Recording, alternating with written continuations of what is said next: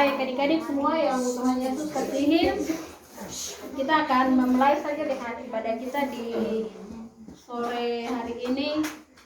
Adik-adik semua duduk tenang, sekalipun tidak ada orang tua, hanya berapa saja, itu tidak mengurangi semangat kita untuk kita tetap beribadah. Satu dua orang berkumpul dalam nama Tuhan, di sini Tuhan ada. Adik-adik berdiri. Kakak undang untuk semua berdiri.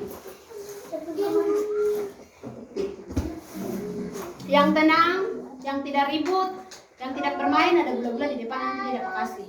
Tapi yang ribut, yang keluar masuk, tidak akan dapat gula-gula. Ya. Jadi semua tenang, membantu. Oke. Mari lipat tangan. Kita habiskan ibadah kita. Mari kita berdoa. Ibadah KSP yang kami laksanakan di tengah-tengah kehidupan keluarga Bapak Yesarwa di tempat ini, kami tebiskan di dalam nama Allah Bapa, di dalam nama Tuhan Yesus, dan dengan pimpinan kuasa Roh Kudus. Amin. Masih tetap dalam keadaan berdiri, kita memuji, memuliakan nama Tuhan, mengawali ibadah kita di petang sore hari ini di dalam nyanyian rohani nomor 3. Kita menyanyikan ayatnya yang pertama. Nyanyian rohani nomor 3, kita menyanyikan ayatnya yang pertama. Hormat bagi Allah Bapa, hormat bagi anaknya, dan kata-kata yang seterusnya. Hormat bagi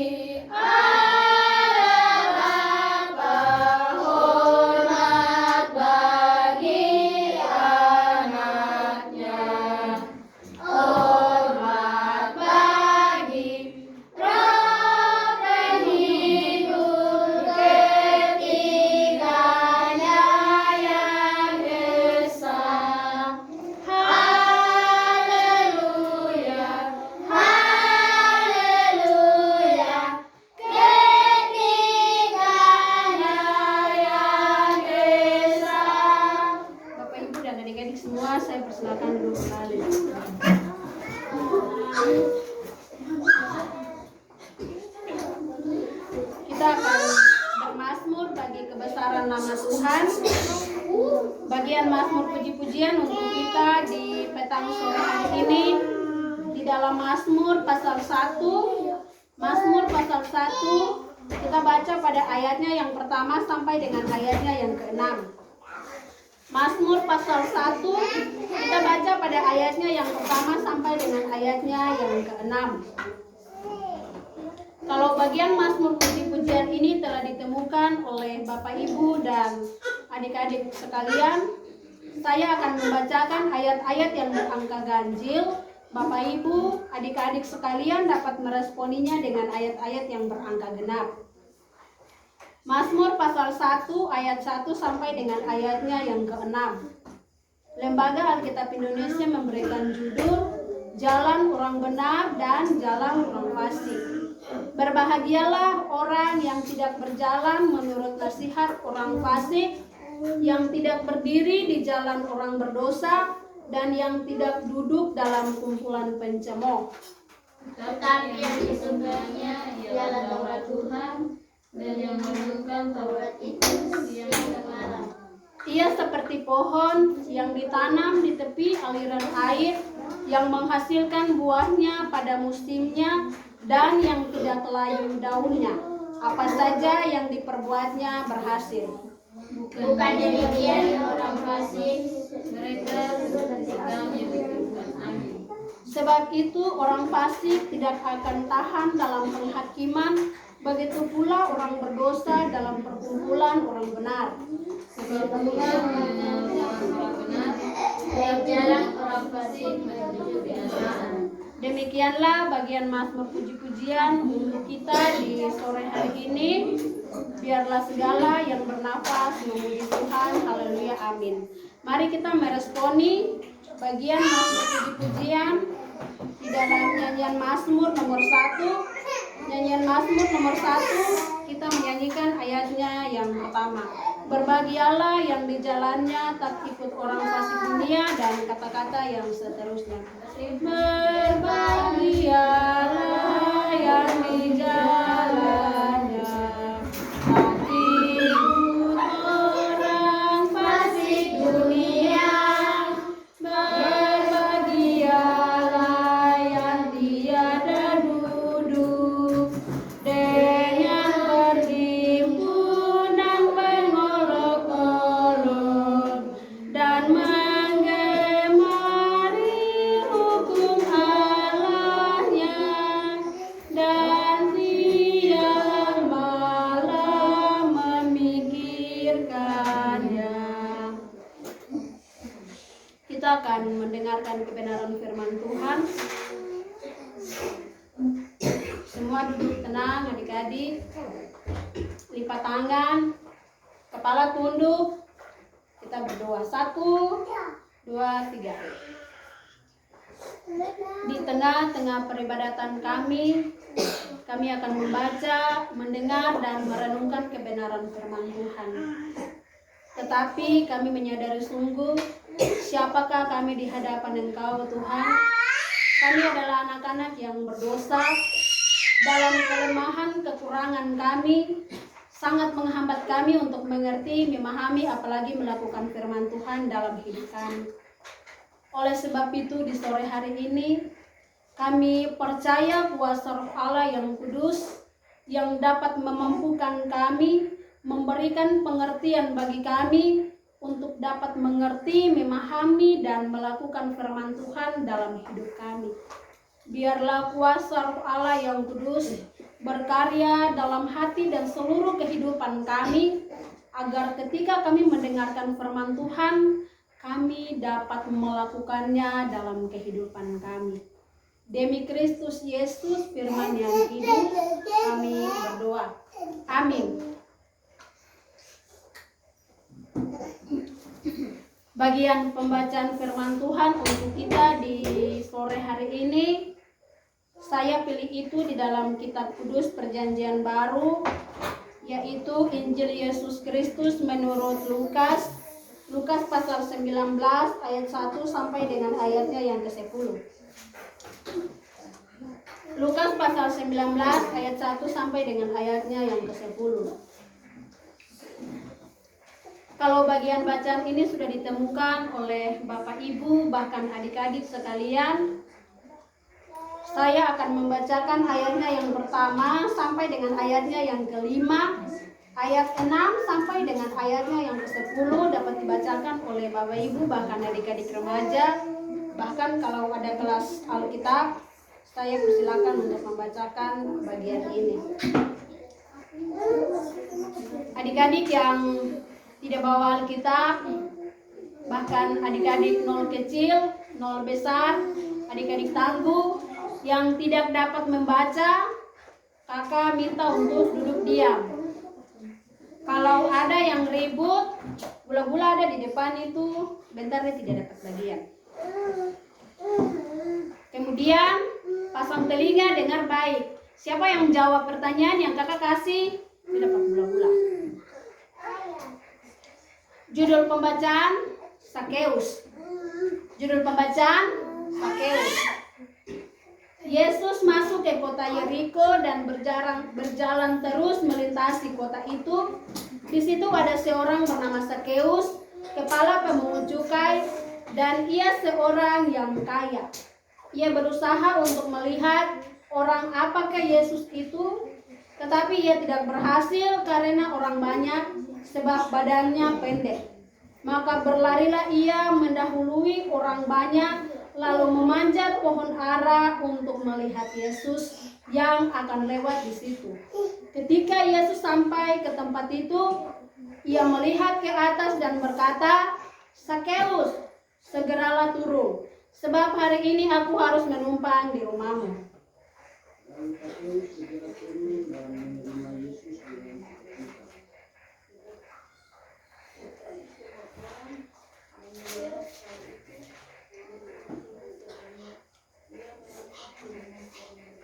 Tetapi Sakeus berdiri dan berkata kepada Tuhan, "Tuhan, setengah dari milikku akan kuberikan kepada orang miskin, dan sekiranya ada sesuatu yang keras bagi seseorang akan kukembalikan 4 kali lipat.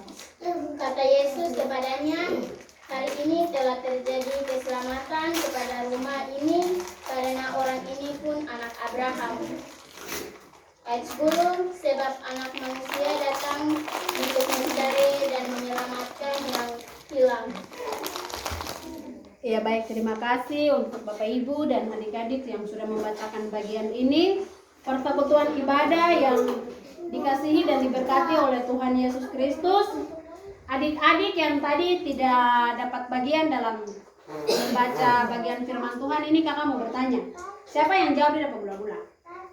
Tadi kita punya bacaan terdapat dalam kitab perjanjian apa, pasal berapa, ayat berapa. Kitab perjanjian apa, kitab apa, pasal berapa, ayat berapa. Perjanjian baru Lukas 19 ayat 1 sampai ayat 10. Oke. Kes ya, bola-bola ini.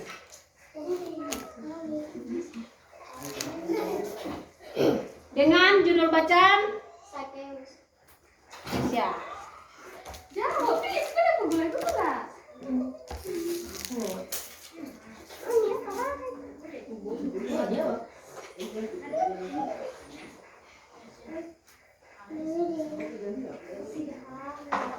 Ya, pada ayatnya yang pertama di situ dikatakan Yesus masuk ke kota. Yesus, coba kasih diam. Yesus masuk ke kota Yeriko. banyak, jadi tidak bisa. Yesus masuk ke kota Yeriko, dia berjalan terus melintasi kota itu. Di situ ada seorang bernama Sakeus. Kira-kira ada yang bisa menjelaskan sedikit saja postur badan daripada Sakeus? Silakan. Sakeus itu pendek. Kalau mau jelaskan berdiri. Ya, silakan.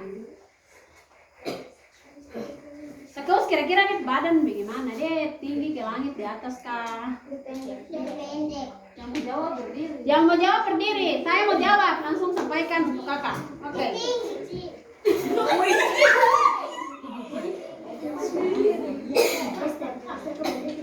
Oke, siapa yang mau jawab? Silakan Julianus. Pendek. Kasih lengkap Sakeus. Badannya gitu, apa gitu. Sakeus badannya budi-budi pendek gimana? Apa budi-budi pendek lagi nih? Sakeus seorang yang pendek. Ini kok keberanian. Iya. Sakeus seorang yang pendek. Bahkan Sakeus adalah kepala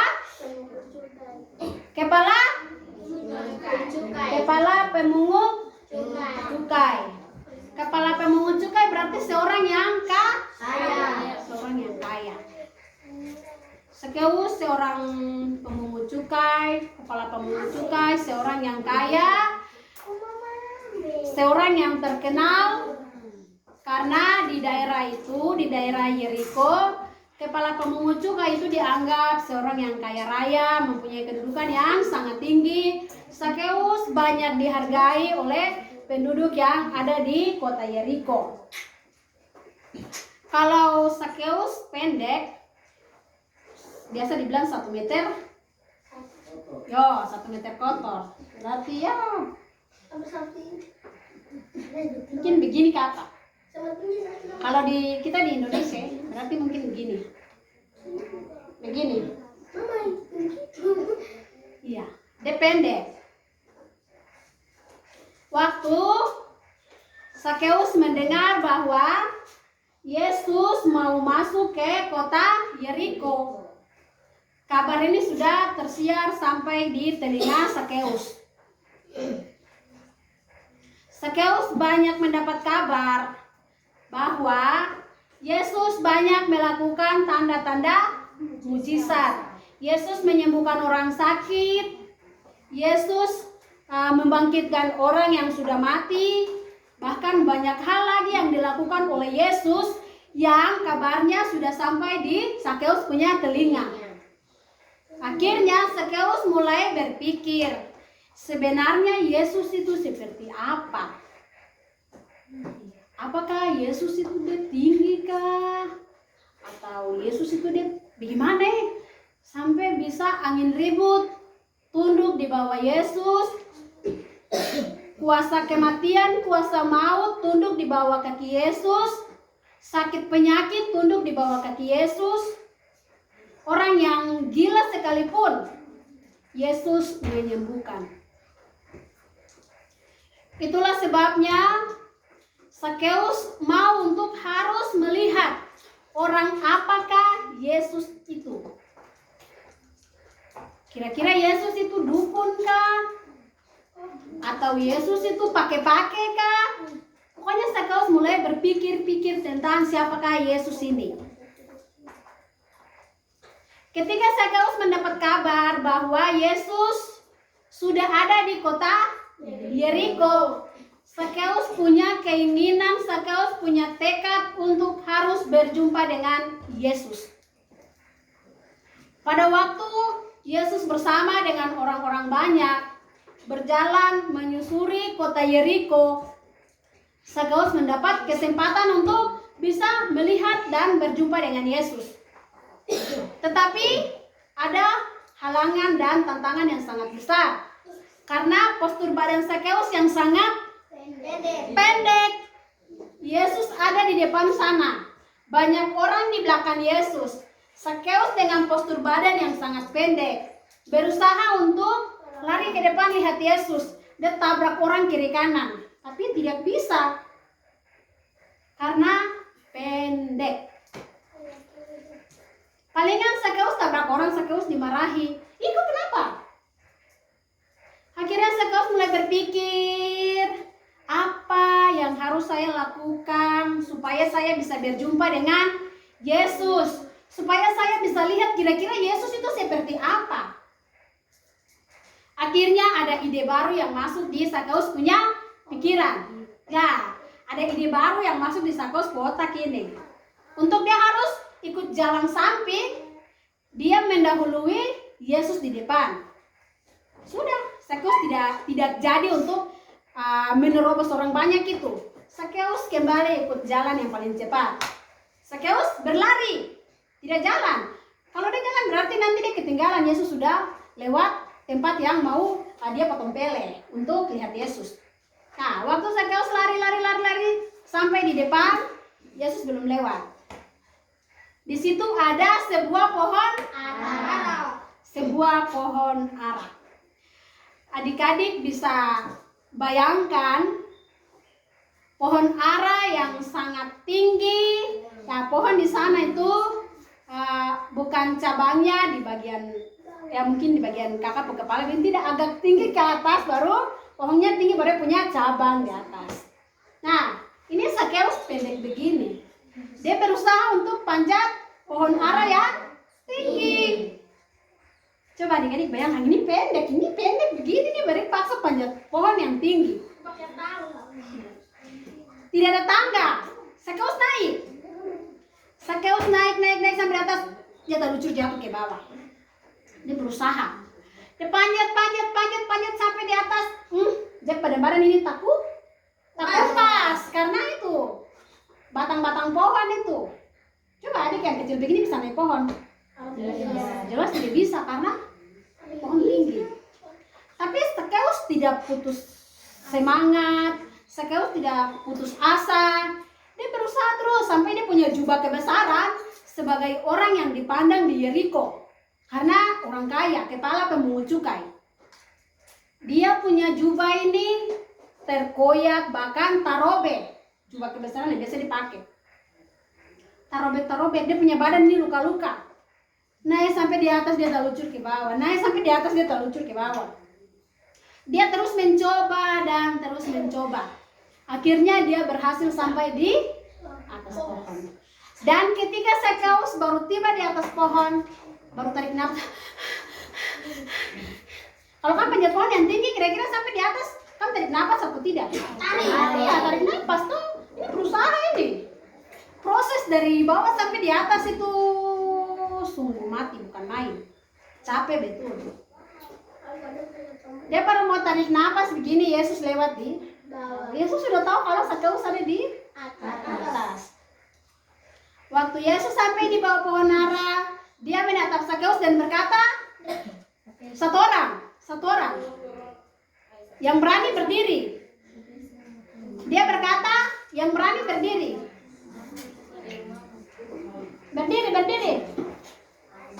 Berdiri, silakan. Belum lengkap. Hai Sakeus, aku menumpang di rumahmu, belum lengkap. Yesus berkata, apa? Hai Sakeus, aku menumpang di rumah. Apa enggak di situ ada hai Sakeus? Tidak, menumpang di rumah. Ada hai? Sakeus. Sakeus apa? Harus Hai bicara sesuatu. menumpang di rumahmu orang berdosa. Sakeus segeralah Turun. kasih lengkap. Coba Kesia berdiri berbaca. Ayat 5. Sakeus segera turun, sebab hari ini aku harus menumpang di rumahmu. Iya. Sakeus segeralah turun, sebab hari ini aku menumpang di rumahmu.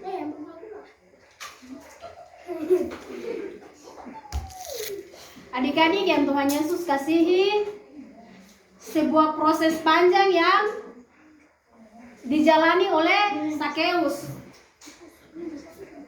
dan itu membuahkan hasil yang baik.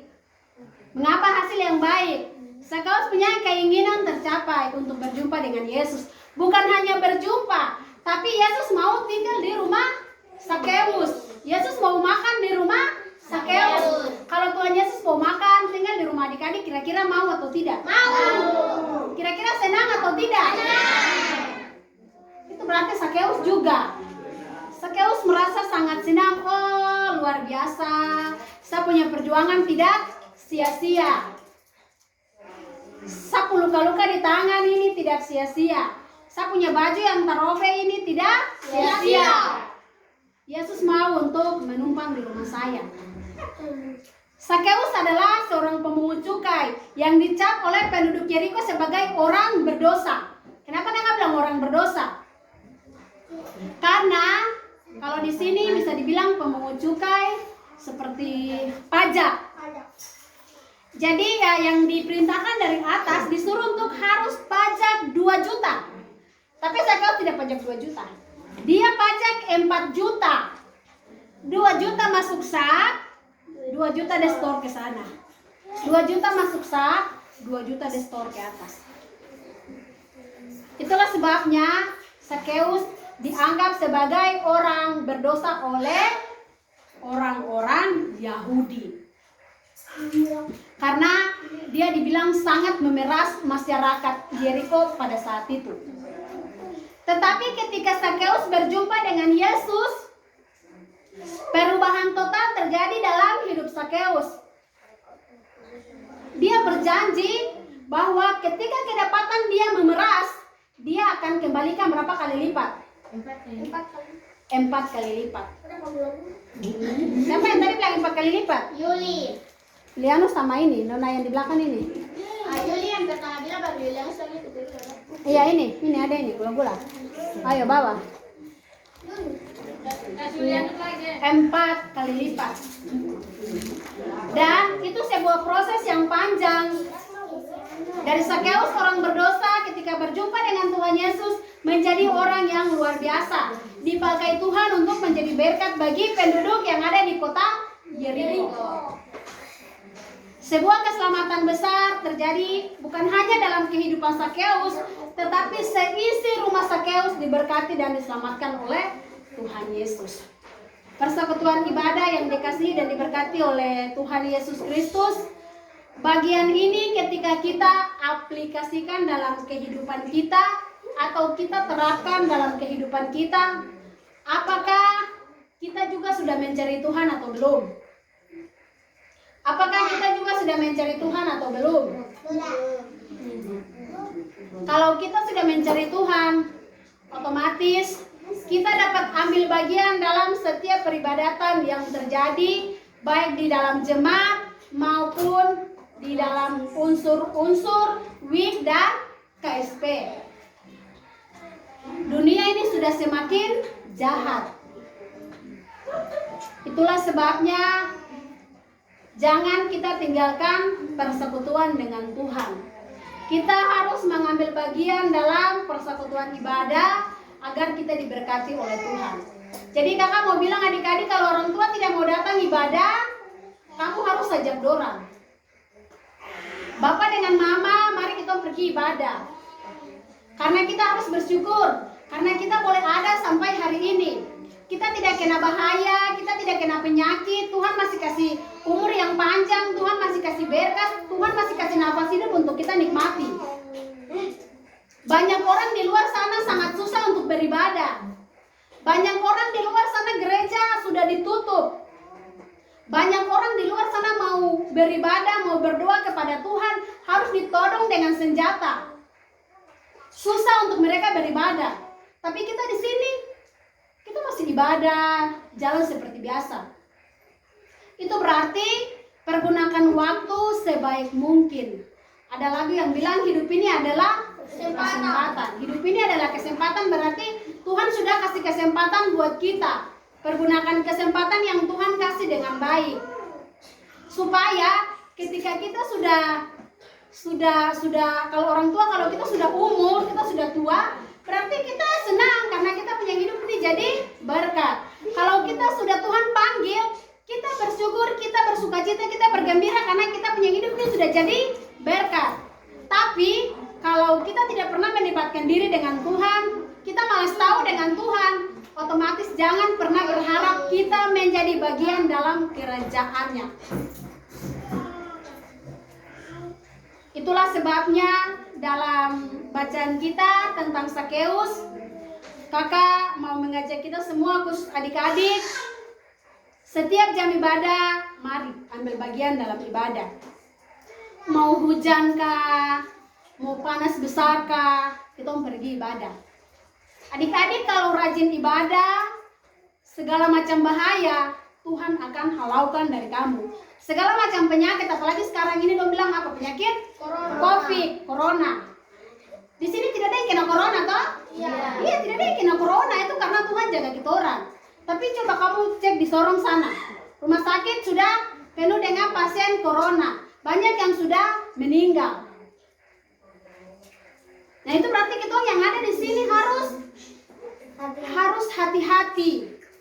Dan kunci utama adalah kita harus mendekatkan diri kepada Tuhan. Sekalipun orang itu dia kena corona, kita ke sana pegang dia, kita tidak akan pernah kena corona. Karena kita selalu mendekatkan diri dengan Tuhan.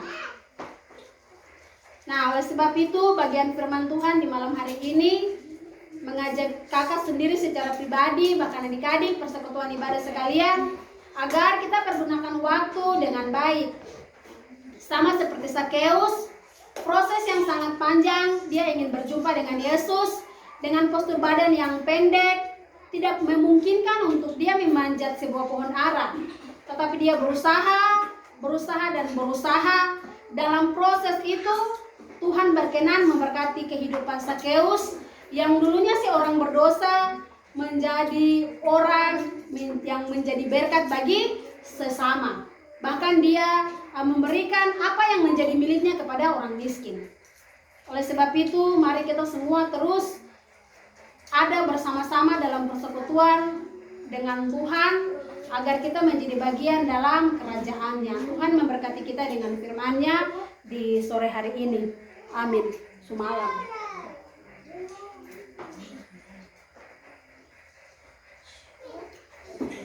Kita akan memberikan persembahan syukur untuk menunjang pekerjaan Tuhan. Sekaligus kita meresponi perenungan kita di dalam nyanyian rohani nomor 133.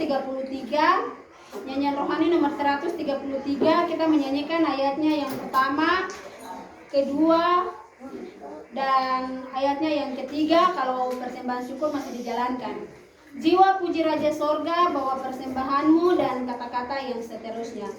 Jiwa puji Raja Surga, bawa persembahanmu,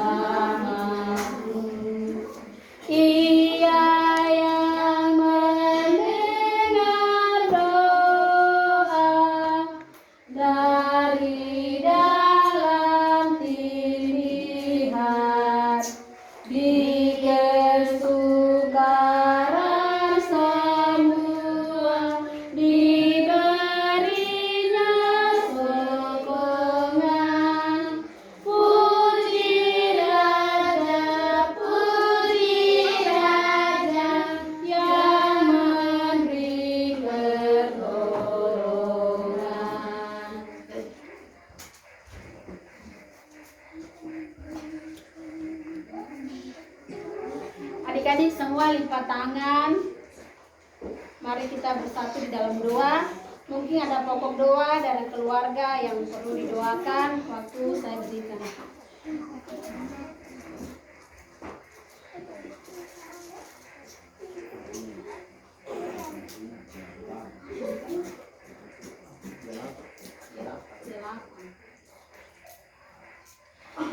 Ya, mari kita bersatu dalam doa, kita berdoa. Kami terus mengucap syukur kepadamu, Allah Bapa di sorga, oleh sebab kasih, kebaikan Tuhan, anugerah Tuhan, yang masih terus kami rasakan dan kami alami dalam kehidupan kami setiap hari. Bukti nyata Tuhan masih memberikan kesempatan bagi kami untuk terus ada dalam menikmati setiap berkat Tuhan. Di malam hari ini kami telah mendengarkan kebenaran firman Tuhan yang mengajari kami bagaimana kami berproses dalam Tuhan untuk menerima keselamatan mutlak yang berasal daripada Engkau sendiri.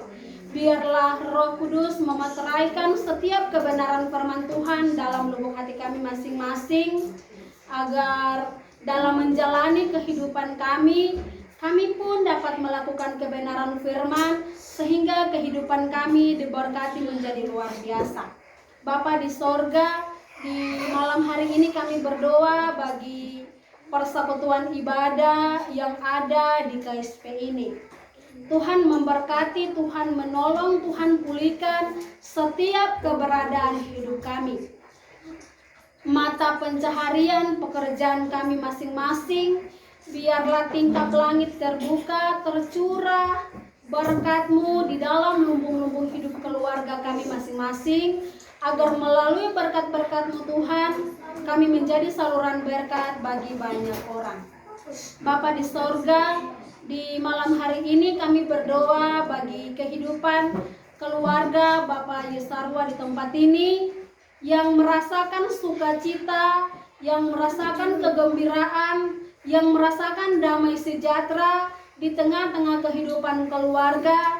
Sebab di hari ini Tuhan boleh tambahkan 1 tahun usia bagi anak terkasih Alfonsina Sarwa. Kami percaya segala yang terjadi dialami oleh kehidupan keluarga ini itu bukan karena kekuatan kebolehan mereka, tetapi ini semata berkat anugerah Tuhan yang sungguh amat luar biasa mereka alami. Biarlah anak terkasih ini terus diberkati oleh Tuhan. Anak terkasih ini terus dijamah oleh Tuhan, sehingga dalam didikan yang diberikan oleh orang tua, anak ini mau bertumbuh dalam mengenal Tuhan selaku juru selamat kehidupannya. Jenjang pendidikan yang ditekuni oleh anak ini Tuhan memberkati, dalam hikmat, kepintaran, marifat-Mu Tuhan menjadi bagian hidupnya. Sehingga apa yang sudah menjadi cita-cita di masa kecil daripada anak ini dapat ia capai itu karena Tuhan selalu berperkara dalam kehidupannya. Kedua orang tua dalam mengasuh, membimbing, membina, mendidik anak-anak ini, Tuhan anugerahkan roh hikmat, kebijaksanaan dalam melaksanakan tugas dan tanggung jawab sebagai wakil Allah dalam mendidik dan membina anak-anak ini. Agar setiap didikan yang ditaruh menjadi pegangan hidup bagi anak-anak ini untuk dapat terus menikmati kehidupan mereka di masa kecil hingga kelak dewasa nanti. Setiap pekerjaan daripada keluarga ini kami taruh dalam tangan pengasihan-Mu. Biarlah berkat Tuhan terus menjadi bagian dalam hidup keluarga terkasih di tempat ini. Anak-anak yang sementara dalam menekuni pendidikan mereka, Tuhan terus memberkati dalam hikmat dan kepintaran, sehingga mereka dapat melaksanakan setiap jenjang pendidikan yang mereka tekuni, karena Tuhan selalu bersama-sama dalam kehidupan mereka. Bapa di sorga, di malam hari ini kami berdoa menyerahkan seluruh anak-anak yang ada di KSP ini baik di jenjang pendidikan TK, SD, SMP, sampai ke SMA dan perguruan tinggi. Tuhan anugerahkan hikmat, kepintaran kepada mereka dalam menyelesaikan segala jenjang pendidikan mereka, agar apa yang menjadi cita-cita yang sudah mereka idam-idamkan dapat mereka raih itu, karena Tuhan turut campur tangan dalam seluruh kehidupan mereka. Allah Bapa di sorga, kami berdoa menyerahkan seluruh kehidupan kami sekalian di malam hari ini ke dalam tangan pengasihan-Mu. Persembahan syukur yang sudah kami berikan, Tuhan memberkati, agar persembahan ini dapat menunjang pekerjaan Tuhan di tengah-tengah KSP, persekutuan jemaat, klasis, bahkan sinode. Terimalah kehidupan kami sebagai persembahan yang hidup, berkenan di hadapan kekudusan-Mu Tuhan. Malah menjadi bagian dalam hidup kami tidak tahu apa yang akan terjadi, tetapi kami percaya di bawah kolom langit tidak ada nama lain selain nama Yesus. Kami percaya ketika kami memohon pertolongan Tuhan, di situ Tuhan hadir bersama-sama dengan kami, memberkati kehidupan kami mulai malam ini terus kekal sampai selama-lamanya. Ampuni kami, layakkanlah kami untuk terus ada dalam menikmati setiap berkat-Mu Tuhan. Di dalam nama Tuhan Yesus kami berdoa dan mengucap syukur. Amin. Kita akan mengakhiri ibadah kita. Saya undang Bapak Ibu adik-adik semua bangun berdiri. Kita semua bangun berdiri. Kita memuji Tuhan bersama-sama di dalam nyanyian rohani nomor 189. Nyanyian rohani nomor 189, kita menyanyikan ayatnya yang pertama. Serikat persaudaraan, berdirilah teguh, dan kata-kata yang seterusnya. Serikat persaudaraan, berdirilah teguh, sempurnakan persatuan di dalam Tuhanmu, bersama-sama majulah, dikuatkan iman, berdamai bersejahtera dengan pengasihan. Ibadah kita akan segera berakhir. Kita akan kembali ke tengah-tengah kehidupan kita dalam menjalani hidup sebagai ibu rumah tangga, kepala keluarga, pemuda-pemudi, remaja, dan anak-anak sekalian. Kebenaran firman Tuhan terus memberkati hidup kita agar kita juga menjadi berkat bagi banyak orang.